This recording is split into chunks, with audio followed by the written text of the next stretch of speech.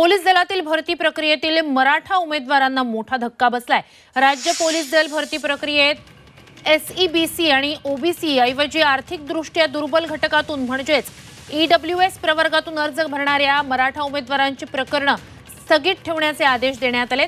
ही प्रकरणे रद्द न करता स्थगित ठेवण्याचे आदेश प्रशिक्षण आणि खास पथक विभागाचे अप्पर पोलीस महासंचालक राजकुमार भटकर यांनी दिले। यातून बृहन्मुंबई लोहमार्ग हिंगोली पोलिसांना वगळण्यात आलेला आहे। अधिकची माहिती या सगळ्या संदर्भात आपले प्रतिनिधी योगेश खरे यांच्याकडून घेऊया। योगेश, काय अधिकची माहिती आहे? हा मोठा धक्का आहे मराठा उमेदवारांसाठी।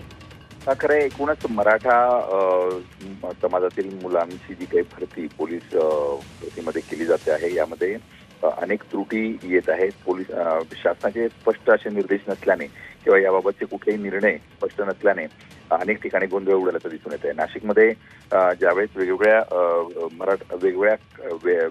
विभागातून किंवा वेगवेगळ्या प्रवर्गातून ज्यावेळेस मराठा समाजाच्या विद्यार्थ्यांची भरती त्या ठिकाणी केली जात होती, त्यावेळेस ईडब्ल्यूएस प्रवर्गातून अर्ज केलेल्या मुलांना हमीपत्र लिहून देण्यासाठी बंधनकारक करण्यात आलं। मात्र या विद्यार्थ्यांनी हे हमीपत्र लिहून दिलं नाही, कारण त्यांची नोकरी जाऊ शकत होती।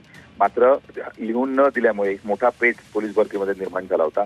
त्याला तोडगा काढत आता अप्पर महासंचालकांनी ही पूर्ण भरती स्थगित करण्याचा आदेश दिलेला आहे। इतर उमेदवारांची भरती केली जाणार आहे, मात्र ईडब्ल्यूएस प्रवर्गात ज्यांनी अर्ज केलेले आहेत त्यांची भरती यापुढे होणार नाही।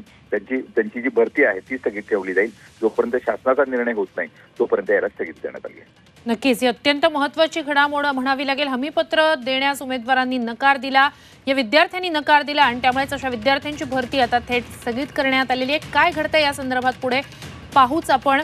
अपडेट्स तुमच्याकडून घेऊ। तूर्तास धन्यवाद तुम्ही दिलेल्या संपूर्ण माहितीसाठी।